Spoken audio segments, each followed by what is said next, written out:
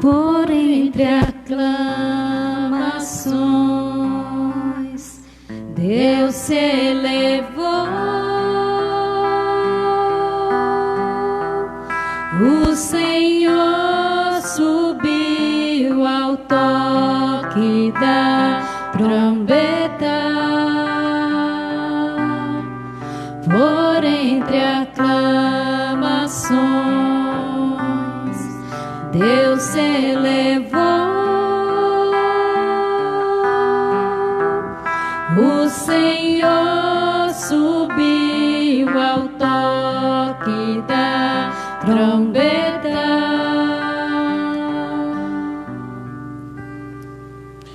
Hoje eu quis começar a minha prédica de uma forma diferente,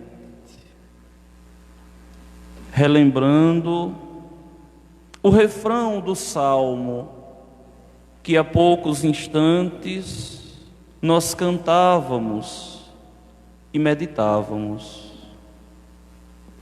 Porque, por uma feliz escolha, essa melodia e essa voz nos causa uma nostalgia, nos causa uma saudade de Deus, uma saudade do céu. Porque esse é o sentimento que nós cristãos vivemos no mundo. Caminhamos muitas vezes como que sozinhos, como que órfãos. Tantas vezes parece que somos desamparados. Desde que o Senhor voltou para o céu, a humanidade se sente nessa ausência física de Deus, mas buscando todos os dias se encontrar e se preencher no Senhor. Por entre aclamações, Deus se elevou. O Senhor subiu ao toque da trombeta. Meus queridos irmãos, hoje a igreja celebra essa grande solenidade da ascensão do Senhor. O Senhor voltou para o céu. O Senhor voltou para de onde Ele veio. O Senhor voltou a reinar no seu trono majestoso. Alguns aspectos dessa solenidade hoje nos chamam a atenção. Primeiro, ela deveria ter sido celebrada 40 dias depois da Páscoa. Depois da Páscoa, 40 dias, o Senhor subiu aos céus. Só que aqui nós temos que entender uma coisa muito interessante. Porque muitas vezes nós pensamos a nossa cabeça pequenininha. Muitas vezes nós pensamos que o Senhor ressuscitou no domingo da Páscoa, viveu com os apóstolos ali 40 dias, e depois do 40º dia ele subiu ao Pai. A gente pensa assim, e assim muitas vezes é a forma mais simples de catequizar as pessoas, mas não foi assim. É preciso que nós entendamos que o Senhor, Ele sobe aos céus no momento da sua ressurreição, ressuscita, já ascende aos céus. depois da ressurreição. Nosso Senhor não teve a mesma vida que tinha antes, mas teve uma vida gloriosa, uma vida portentosa, mas já estava na glória. Só que durante 40 dias, o Senhor se apresentou aos discípulos, se apresentou aos apóstolos, mas o Senhor não era detido ali, não permanecia ali. Ele aparecia e sumia na frente deles, como que acostumando aqueles corações à sua ausência física.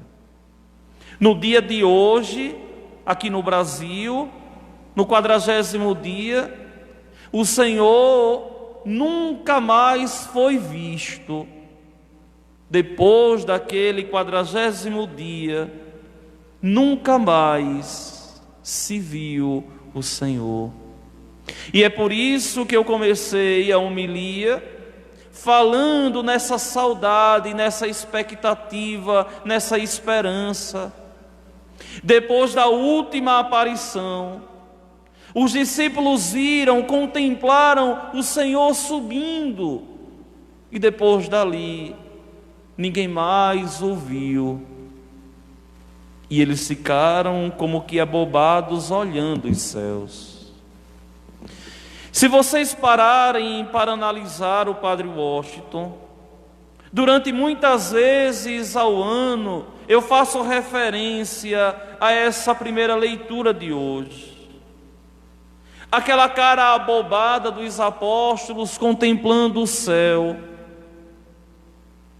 sem saber o que fazer da vida, sem saber como conduzir a vida, talvez colocando a força, a expectativa nas próprias capacidades, mas não era desse jeito. Vejam que eu gosto muito dessa cena, é uma cena que mexe muito com o meu coração, tanto que daquele dia em diante a igreja começou a viver agora a sua missão sacramental, a sua missão de anunciar o reino, e a glória começou a ser dada a Deus aqui na terra, Ele nos céus. Por isso que eu escolhi como lema de minha ordenação sacerdotal, e uma frase que me acompanha toda a vida: a Ele seja a glória, agora, até o dia da eternidade, ou seja, desde o dia que Ele subiu, até quando Ele voltar, nós devemos com as nossas vidas dar glórias a Deus, manifestada na divina liturgia. Por isso o meu lema: ipsi gloriae et in die eternitatis, a Ele seja a glória.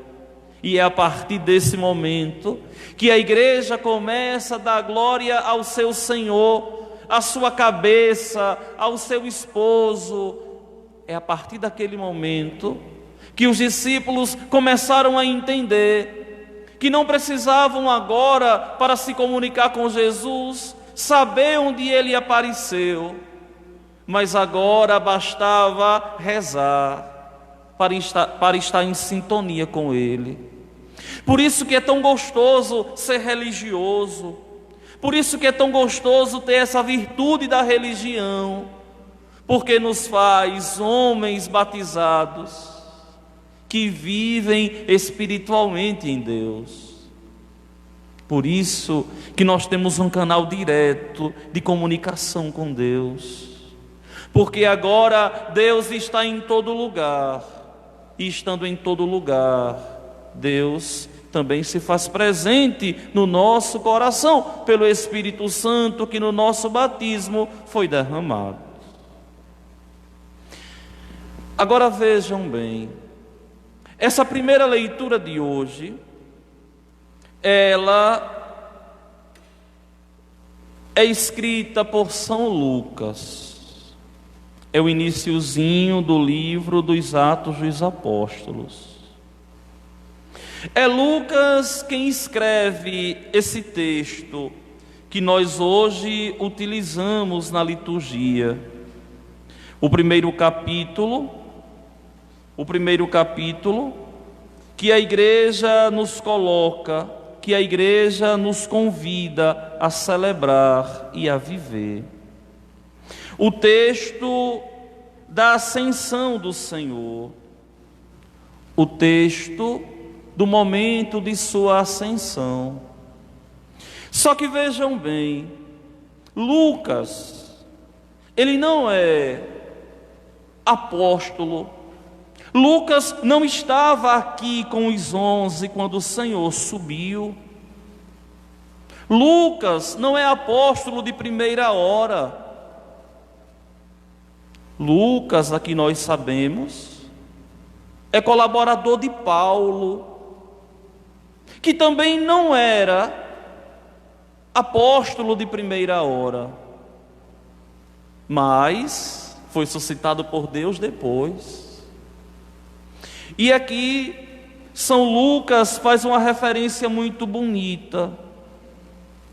E São Lucas começa escrevendo a um Teófilo, que até hoje não sabemos quem é. Alguns dizem que é uma pessoa, outros dizem que é todo aquele que é amigo de Deus. No seminário, quando eu estudei, o meu professor explicou, e eu achei mais interessante e aceito até hoje, que é uma pessoa que infelizmente não se guardou registro, não se conhece, alguém influente. E Lucas começa: no meu primeiro livro, ó Teófilo, já tratei de tudo o que Jesus fez e ensinou, desde o começo até o dia em que foi levado para o céu. Qual o primeiro livro? Se vocês pegam o Evangelho de São Lucas, o primeiro capítulo, vocês vão ver que São Lucas, ele escreve um prólogo. E Lucas começa o seu texto assim dizendo: primeiro capítulo do Evangelho segundo São Lucas.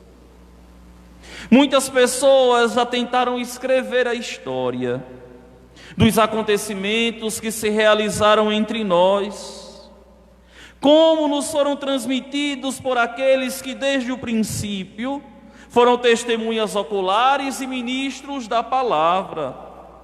Assim sendo, após fazer um estudo cuidadoso de tudo o que aconteceu desde o princípio, vejam que Lucas, ele vai pesquisar, ele vai fazer história, ele vai atrás das fontes.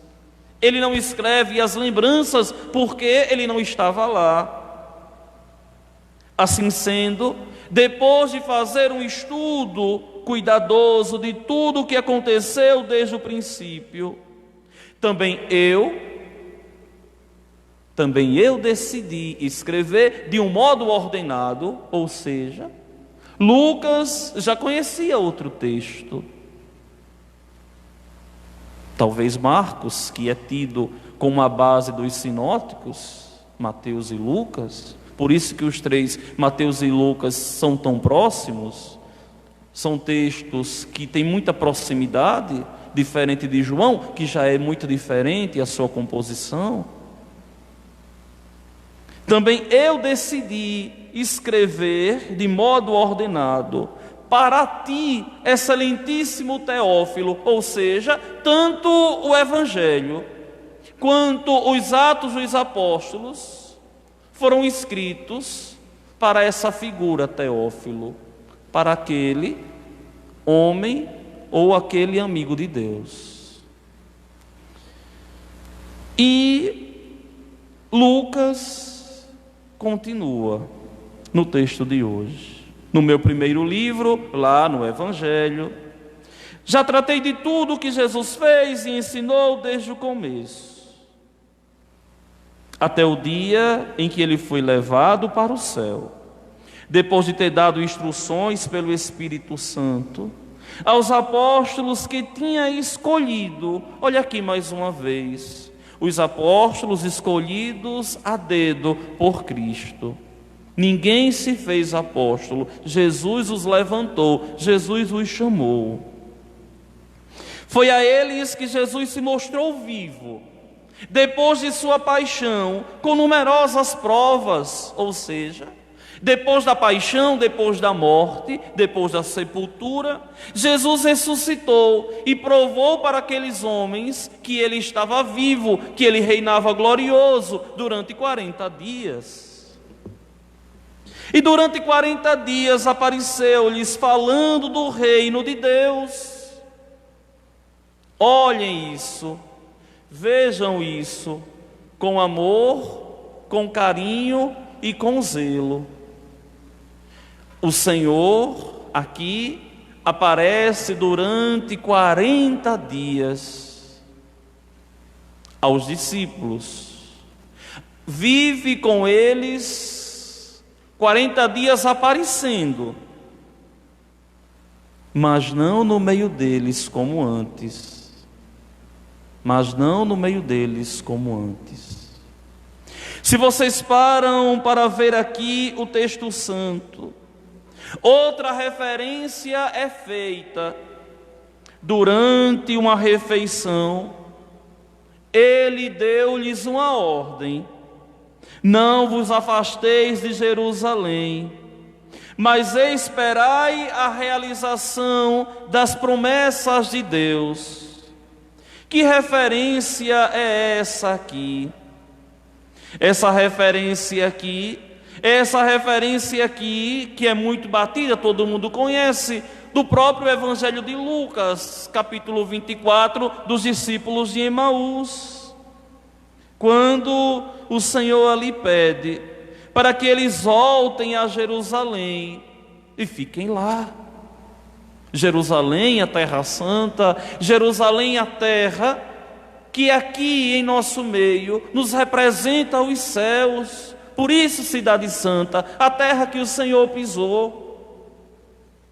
E o texto continua: não vos afasteis de Jerusalém, mas esperai a realização da promessa do Pai, da qual vós me ouvistes falar. João batizou com água, vós, porém, sereis batizados com o Espírito Santo dentro de poucos dias. O que é isso aqui? O Senhor volta aos céus, nunca mais se apresenta, nunca mais se revelou fisicamente com o seu corpo glorioso para aqueles apóstolos ali. E durante 10 dias, eles ficaram ali unidos em oração, em Jerusalém, reunidos, perseverando, sem saber o que iria acontecer. Por quê? Porque o Senhor disse: vós sereis batizados com o Espírito Santo dentro de poucos dias, mas não falou como seria esse batismo, mas não falou como viria esse Espírito Santo. Eles só ficaram esperando.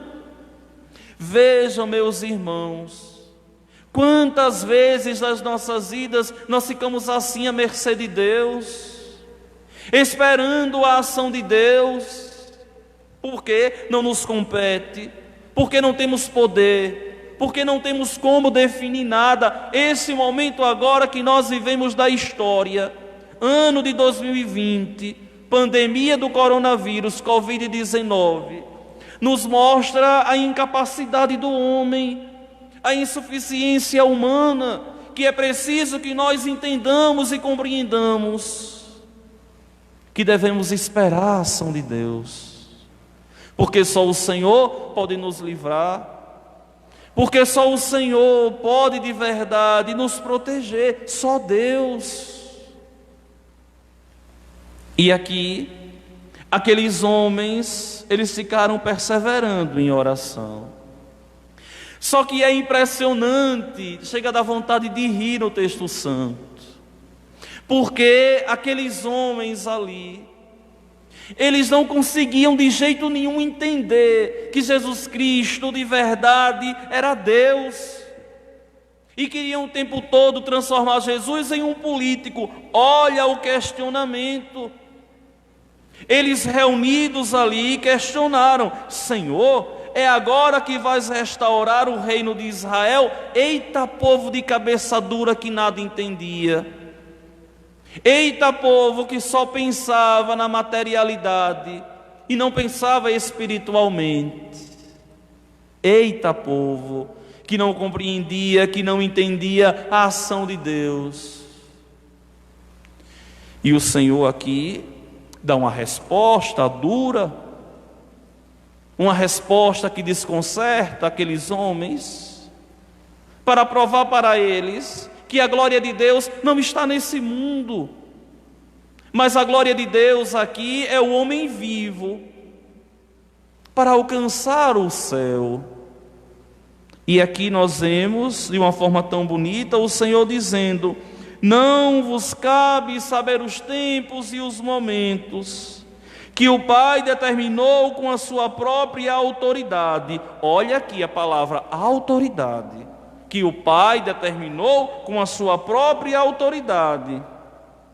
Mas recebereis o poder do Espírito Santo, que descerá sobre vós, para serdes as minhas testemunhas em Jerusalém, em toda a Judéia, na Samaria e até os confins da terra. Aqui se apresenta toda Israel: Jerusalém, a Galileia, na Judéia e a Samaria, toda a terra santa e todo o mundo conhecido e até os confins da terra. O Espírito Santo descerá para serdes minhas testemunhas. Olha aqui a missão que nós temos de batizados. Veja aqui a nossa missão. Nós somos chamados no mundo a testemunhar Jesus Cristo. Somos chamados no mundo a testemunhar o amor de Deus, em meio aos corações vazios, em meio às pessoas sem norte, sem experiência de vida.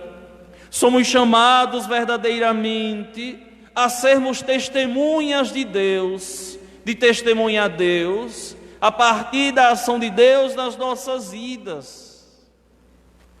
Como, Padre, eu sou testemunha? Com o teu batismo, que te faz cristão, que te faz membro e partícipe da Igreja de Deus, que te faz co-herdeiro dos céus, que te faz filhos no Filho Jesus, do eterno Pai que está nos céus, que te faz um ser humano totalmente eucaristizado e espiritualizado no Espírito Santo de Deus, que nos dá a vida. E o Senhor aqui continua: testemunhar Jesus até o fim, os confins da terra. É por isso, se vocês pararem para pensar, em todo o mundo conhecido se fala de Jesus Cristo, se fala do Senhor. Embora alguns lugares como que expulsaram a fé cristã, mas existe esse germe do reino de Deus, do anúncio do Evangelho, das primeiras testemunhas espalhadas em todo o mundo. E o texto diz: depois de dizer isso, Jesus foi levado ao céu à vista deles. A última aparição. Depois desse dia foi só saudade. Depois desse dia da recriação, lembrem do que eu falava para vocês no domingo santo de Páscoa. Depois da recriação, Deus saiu da vista dos homens. saiu. Agora, mais uma vez, o homem não contempla mais Deus face a face. Embora ele possa receber de volta todos esses dons, inclusive essa visão beatífica, aqueles que são puros de coração. E o Senhor subiu e nunca mais apareceu. E os 11 que estavam ali reunidos ficaram olhando o céu abobados, contemplando, sem saber o que fazer. Olha, minha gente, essa cena para mim é uma cena muito cara, porque quantas vezes nas nossas vidas nós vivemos assim, abobados, sem saber o que fazer, não porque nos falta determinação, mas porque não temos capacidade ou condições, porque foge das nossas mãos. O que dizer, por exemplo, de uma pessoa que está com alguém dentro de casa, que está lutando contra o câncer, que não depende mais dela vencer, mas da ação de Deus? O que dizer de alguém que está correndo risco de vida com alguma doença, e muitas vezes é desenganado, até a medicina diz, não temos mais o que fazer, agora só Deus. E a pessoa ali se vê totalmente impotente. Nós somos assim. E esse vírus veio justamente para provar que nós somos totalmente incapazes, impotentes de muitos dilemas na vida. Aquela mesma situação dos apóstolos, e agora? É a nossa. E agora, Senhor? E aqui eles ficaram abobados, contemplando, olhando o céu. Uma nuvem o encobriu, de forma que seus olhos não podiam mais vê-lo. Mas em outro momento uma nuvem cobriu a transfiguração. Só que naquele momento eles podiam contemplá-lo. Aqui eles não podem mais contemplá-lo. E eu imagino Pedro aqui, lembrando da transfiguração com Tiago e com João. Será que vai surgir um fecho de luz? O que será que vai acontecer agora? Será que vai ser agora a vinda do Espírito Santo? E até Deus aqui vai surpreender aqueles homens, porque eles continuavam olhando para o céu. O tempo, infelizmente, Lucas não coloca para a gente aqui quanto tempo foi. Eu imagino que deve ter demorado um pouquinho, porque até Deus, não é? A gente pode brincar com o texto de uma forma sadia. Até Deus disse assim, mas vão ficar ali parados? Vão lá vocês dois, não é? E os anjos ali aparecem vestidos de branco e vão dizer a eles, olha, homens da Galileia, por que ficais aqui parados olhando para o céu? Este mesmo Jesus que vos foi levado para o céu, virá do mesmo modo como vistes partir para o céu. Agora Deus interviu na história, e Deus os mandou, vão embora, aqui não, fiquem reunidos esperando acontecer o que Ele prometeu. E a partir daquele dia, a igreja entendeu que deveria viver aqui no mundo olhando para o céu, que deveria viver aqui contemplando a eternidade. A igreja, os cristãos, os apóstolos começaram a entender que aqui neste mundo nós estamos só de passagens, que não iremos aqui permanecer, estamos passando. E em muitos momentos das nossas vidas, nós devemos olhar para o céu, contemplando o céu e no nosso coração dizendo, vem Senhor Jesus, vem nos visitar, Vem, Senhor Jesus, cumpre logo essa palavra, cumpre logo a Escritura, Senhor. Volta do mesmo modo em tua glória, em todo o teu esplendor. E a igreja continua até hoje esperando. Por isso que os cristãos não são alucinados, mas no mundo hoje desenfreado que nós vivemos, vivem como se assim o fossem. Por quê? Porque a esperança, porque a confiança está nas mãos de Deus. Porque os cristãos vivem sentimentos que o mundo não suporta, sentimentos divinos.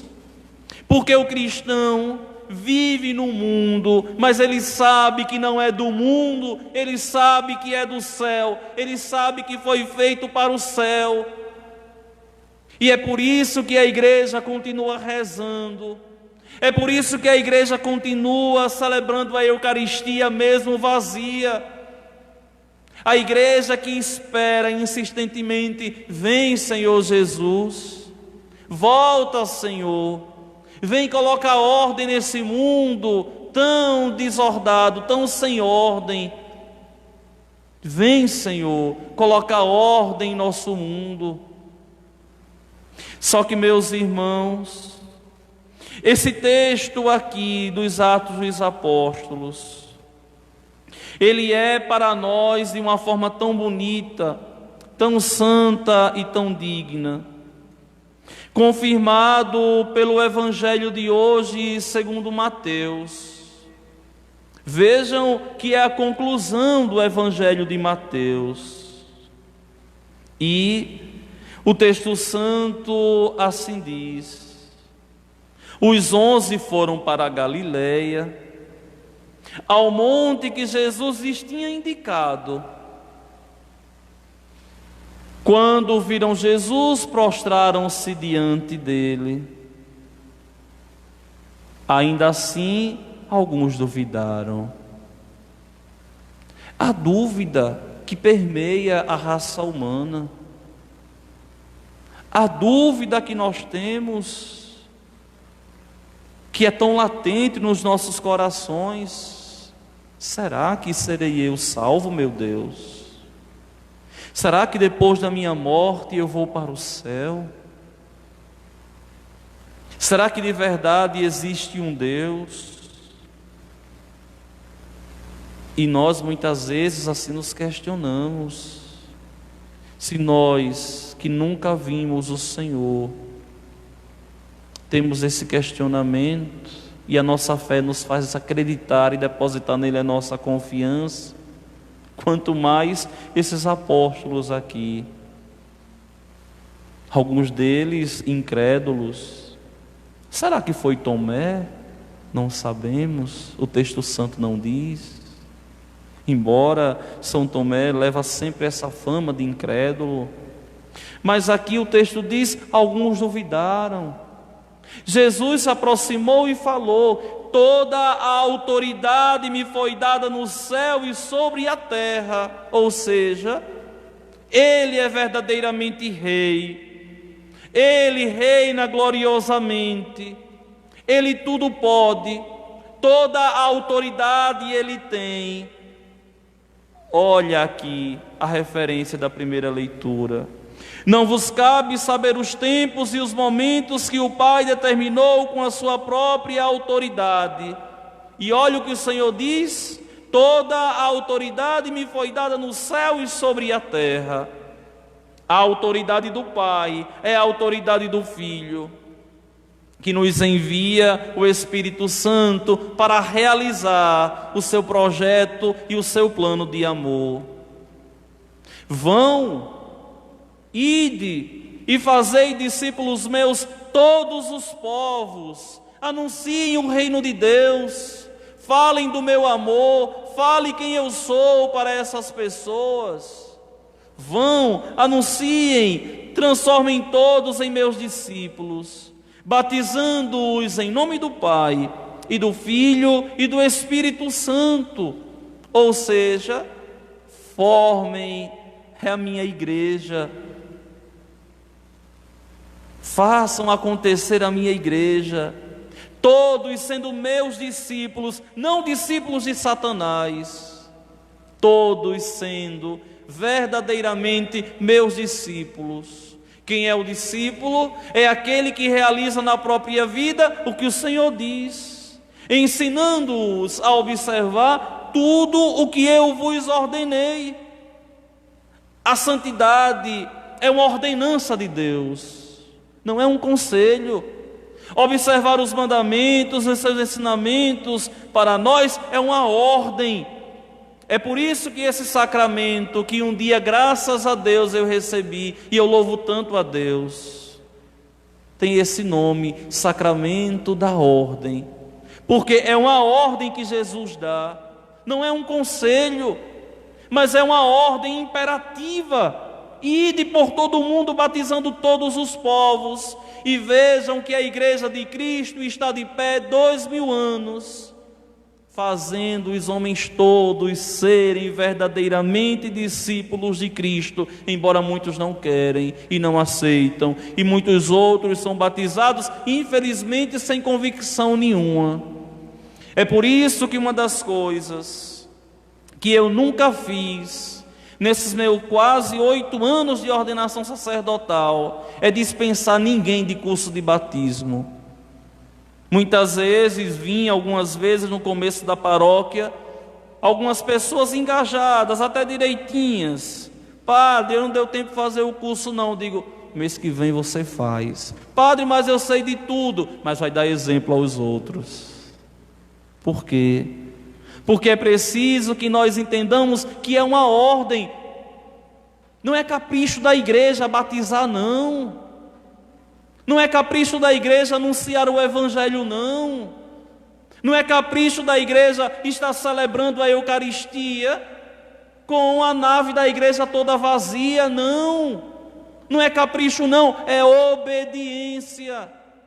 A igreja que é obediente ao seu Senhor, assim como ele aqui diz, vão por todo o mundo, batizando todos em nome do Pai, do Filho e do Espírito Santo. Ele vai dizer na Eucaristia, quando celebrou, fazer isto em memória de mim. É por isso que mesmo você estando em casa, você participa conosco aqui. Essa igreja está cheia de cristãos que amam a Deus, e muitos chorando, lamentando, reclamando, por não poderem receber a Eucaristia, por não poderem estar na igreja, por não poderem evangelizar e anunciar o reino de Deus. Olha, eu digo para vocês, se eu não fosse obediente às orientações do meu bispo, e não tivesse responsabilidade com o povo de Deus, a nossa paróquia estaria funcionando normalmente, porque todos os dias chega um pedido de alguém, todos os dias chega uma consulta de alguém, padre, a gente pode fazer isso, e todos os dias eu tenho que dizer, não, esperem um pouquinho, vamos esperar mais um pouco. É por isso que fora essa missa daqui, a nossa paróquia está praticamente parada, em obediência à orientação da igreja para o nosso bem. Mas o nosso povo que quer evangelizar, que quer anunciar o reino de Deus, que quer cumprir a ordem e o mandato do Senhor. Só que o que de verdade acalenta o meu coração, o que de verdade acalenta a minha vocação nos momentos cruciais, nos momentos duros, é saber que Deus assim falou: eis que eu estarei convosco todos os dias. Deus está conosco, mesmo nesse momento de desesperança, mesmo nesse momento que nós não entendemos, que nós não compreendemos, mesmo nesse momento de isolamento, onde infelizmente muitos estão passando necessidade, onde infelizmente muitos serão pegos de surpresa, muitos desprevenidos, e O Senhor garantiu: eis que eu estarei convosco todos os dias. Deus está conosco, não nos desampara. A sua palavra, ela de verdade acontece.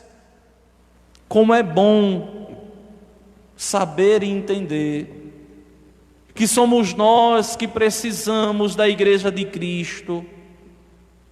Como é bom a gente compreender e entender que a Igreja de Cristo é o seu corpo, e é Ele que conduz a igreja, e é Ele que de verdade está nessa igreja até o fim dos tempos, até o fim do mundo. Olha que coisa bela. Padre, e se estiver chegando o fim dos tempos? Não se preocupe não, Jesus está conosco. Padre, e se for o fim do mundo? Não tem problema, Jesus está conosco. Por mais que nós sintamos essa nostalgia, essa saudade dentro de nós, de estarmos nos céus, Deus está conosco. É por isso que ontem, já preparando vocês para hoje, eu dizia: rezem, rezem com dignidade, rezem sem cessar, repitam as palavras, se aproximem de Deus, lutem todos os dias para estar em Deus. Mas para a gente terminar e coroar esse dia de hoje, eu quero terminar com a exortação da segunda leitura de hoje, de Paulo escrevendo aos Efésios. E Paulo assim diz. Eu vou ler para adiantar, que a hora já está se esvaindo, mas no momento que eu precisar, eu falo para vocês. Irmãos, o Deus de nosso Senhor Jesus Cristo, o Pai, a quem pertence a glória, vos dê um espírito de sabedoria, que vô-lo revele e faça verdadeiramente conhecer, que Ele abra o vosso coração à sua luz, abrir o nosso coração a Jesus, Ele é a luz, para que saibais qual a esperança que o seu chamamento vos dá, qual a riqueza da glória que está na herança com os vossos santos, e que imenso poder Ele exerceu em favor de nós que cremos, de acordo com a sua ação e sua força onipotente. O que é que o autor sagrado aqui está dizendo? Que nós nos deixemos guiar por Ele, que nós nos abramos ao Espírito Santo e que deixemos o Espírito Santo de Deus nos conduzir, apesar dos nossos pecados, apesar das nossas misérias, apesar dos nossos pensamentos muitas vezes pecaminosos que nos afastam de Deus, mas nos deixemos conduzir pelo Senhor, não endurecendo o coração, mas abrindo o coração à sua graça. Esse é o pedido. Ele manifestou a sua força em Cristo quando o ressuscitou dos mortos e o fez sentar-se à sua direita nos céus, bem acima de toda autoridade, poder, potência, soberania ou qualquer título que se possa mencionar, não somente neste mundo, mas ainda no mundo futuro. O que é isso, Padre? É aquele artigo da nossa fé que nós rezamos todos os domingos nas solenidades, que cremos verdadeiramente que Ele ressuscitou, subiu aos céus e está sentado à direita de Deus Pai Todo-Poderoso, donde há de vir a julgar os vivos e os mortos. Não se preocupe não, viu? Se você não estiver aqui, quando Ele voltar, você vai até o trono dele para ser julgado. Eu também. Aqueles que se abriram à graça, terão a graça de estar em Deus eternamente. E aqueles que não se abriram à graça, terão a desgraça e o arrependimento eterno que nunca passará, de tomar consciência de que desperdiçou a felicidade eterna, de que perdeu Deus, de que não de verdade se salvará e que não terá mais jeito. É por isso que eu dizia ontem que rezar é permanecer na presença de Deus. Não é um ato, mas é uma atitude. É rezar sem cessar todos os dias, todos os momentos da vida. E para completar, para coroar a liturgia de hoje, essa frase aqui, estupenda, que os protestantes deveriam interpretar com dignidade, com seriedade, e abrir o coração e voltar todos para a igreja de Cristo, é essa daqui, igreja fundada por Ele. Olha que coisa bela. Sim, essa autoridade que Ele tem faz com que Ele ponha sob os seus pés todos os seus inimigos. Deus é mais poderoso que tudo, até que o demônio. E fez dele, que está acima de tudo, olha minha gente, que riqueza, a cabeça da igreja. Quem é a cabeça dessa igreja católica, apostólica, romana? É Jesus. Olha o texto. Sim, ele pôs tudo sobre os seus pés e fez dele, que está acima de tudo, a cabeça da igreja, que é o seu corpo. É uma só. Leia a história. Não se deixe levar por pregações levianas de pastores que sem fé. Mas olha aqui. Ele é a cabeça da igreja, que é o seu corpo. É por isso que essa igreja nunca vai acabar até que Ele volte. É por isso que essa igreja permanece de pé e vive os sacramentos que nos traz Deus, que vive os sacramentos e nos santifica, que de verdade celebra a Eucaristia, pode celebrar com milhões de pessoas, como nós vimos quando o Santo Padre, o Papa Francisco, veio. Quando o Santo Padre, o Papa Bento XVI, veio ao Brasil, quando o Papa Francisco veio ao Brasil, aquela multidão numerosa de homens e de mulheres louvando a Deus. Ele se faz presente ali, como Ele se faz presente aqui, com 6 pessoas sentadas nos bancos da igreja. 6. Ele está totalmente aqui. É por isso que a Eucaristia celebrada é eficaz, porque não é nós que celebramos, mas é o Espírito Santo que santifica o mundo e vem visitar os nossos corações e nos vem de verdade preencher com todo o seu amor, para que sejamos obedientes e lutemos para os céus. Agora sim, com dignidade, com amor, com zelo, nós podemos bater palmas, como o Salmo hoje diz. Por quê? Porque não tem alguém que nós devemos aplaudir do que senão o nosso Deus. Aplaudir com as nossas vidas, com as nossas forças, porque nós somos preciosos a Deus, porque nós somos preciosos ao Senhor, porque nós somos verdadeiramente preciosos aos olhos de Deus. Mesmo que você, em muito momento da sua vida, possa pensar que foi um esquecido, um abandonado, um renegado, Deus está contigo. Abra o seu coração para esse Deus. Abra o seu coração para a ação de Deus, para que você possa, feliz e realizado, caminhar neste mundo e um dia alcançar os céus. De hoje a 8 dias, a igreja celebrará a solenidade de Pentecostes, o momento em que o Espírito Santo preenche, completa a sua igreja, que permanecerá de pé até que ele volte. E isso será assunto para a liturgia do próximo domingo. Que Deus nosso Senhor assim nos ajudar. Aqui nós deveremos estar para celebrar. Louvado seja nosso Senhor Jesus Cristo.